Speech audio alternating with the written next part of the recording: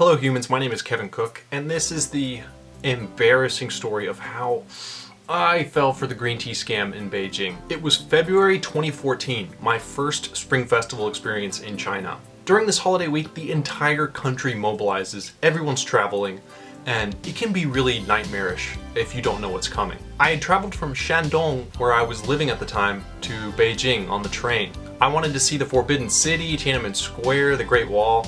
I was a typical tourist, except for one thing. Before I left Shandong, I baked a space cake. If you're wondering, I had procured the ingredients for this cake from the manager of a Lanzhou noodle shop somewhere in a suburb of Qingdao. I took a sleeper train from Shandong Rizhao to Beijing. I brought some clothes, my camera, and my cake. The plan was to help me cope with the stress of being surrounded by intense crowds all the time. I would have a slice of cake every day for breakfast before heading out to do touristy things. For anyone who's traveled domestically in China during Spring Festival, you know what the crowds are like. It is intense, but I had baked my trusty antidote and brought it with me, and it was doing a great job of keeping me relaxed amid the crowds of tour groups and families that were bumping my shoulders every step of the way. And it was on my last day in Beijing that I went to the Forbidden City. I was snapping photos and just enjoying myself when I was approached by two friendly, totally unassuming Chinese women. They had such a smooth operation. They just wanted to practice their English with me. They were students, and they were also just traveling, yada yada yada. I was by myself, and remember, I was very relaxed, so of course I was very friendly and happy to hang out with these girls who had just approached me and thought, yeah, cool, I've got some new friends, great.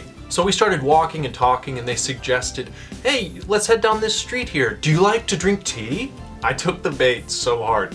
Yeah, I love tea. Now here's one of those hindsight 2020 moments. As we were walking down the street, we were nearing a shop, and the woman who was working in the shop opened the door and sort of welcomed us in such a way as to indicate she knew we were coming, and the whole thing was scripted.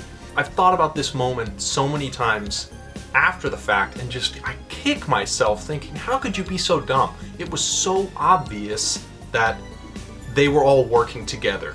So we sit down in this little room, it's kind of dark, and there's one big booth in there, and the woman's sitting across from me and sitting on the outside seat. So I'm basically trapped in this little booth. So they don't even have a menu. The waiter just comes up and they're like, what do you want? And I'm like, green tea? They're like, do you like any other teas? I say, no, I'll just have green tea.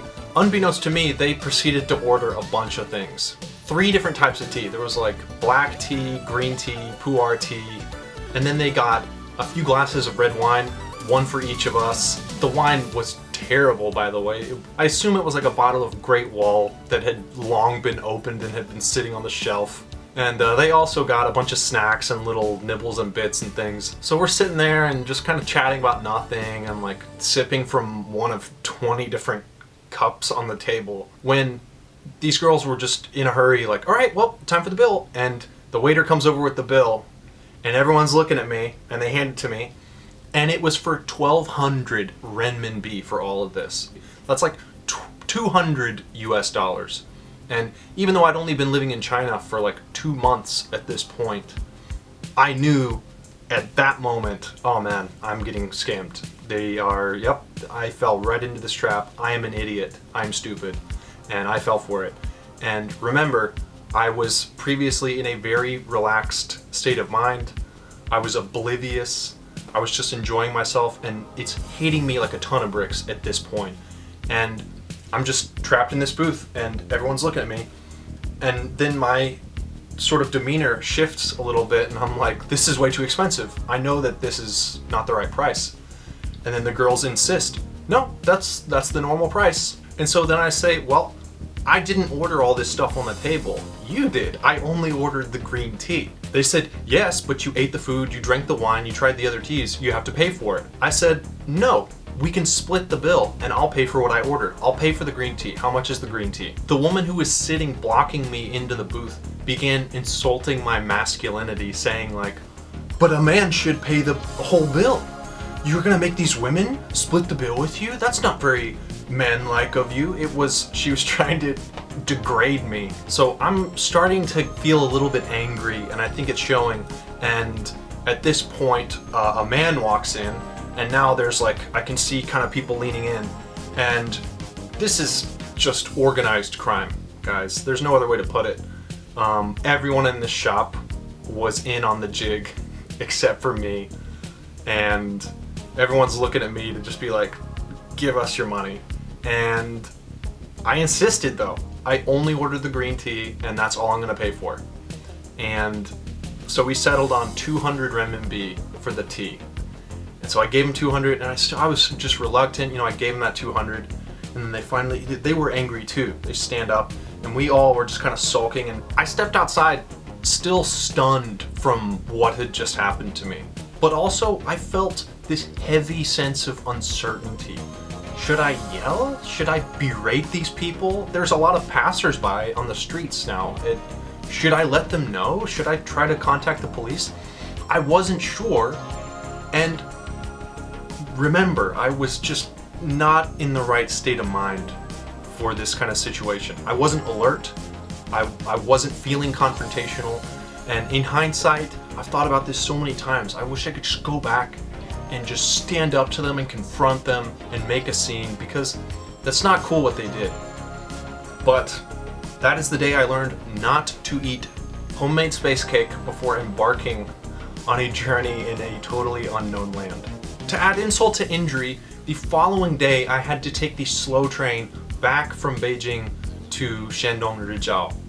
And like a total pleb, I had not booked my ticket on the train like weeks in advance.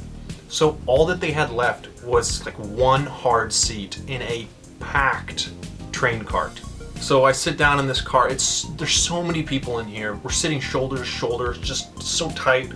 12 hours, 13 hours on a train like this, including, and I will never forget this, an old man who was sitting across from me, and at the beginning of this trip he had this bottle of Baijiu rice wine, and it smelled like nail polish remover, and he was nibbling on this pre-packaged chicken foot. That was like his sustenance for the trip, and I kind of dozed off and on for this like 13-hour nightmarish trip. And every time I would wake up or get bumped or something, I would look and see him still sitting there. This picture right here is the picture I snapped of him holding the baijiu at 8 a.m. the next morning, still drinking the baijiu, still eating another chicken foot, and his fly was down. Alright folks, thanks so much for watching this video. I hope you enjoyed it. Please leave me a message. Let me know what you think. Tell me about your Spring Festival adventures. I'd like to hear about them. And I'll see you next time.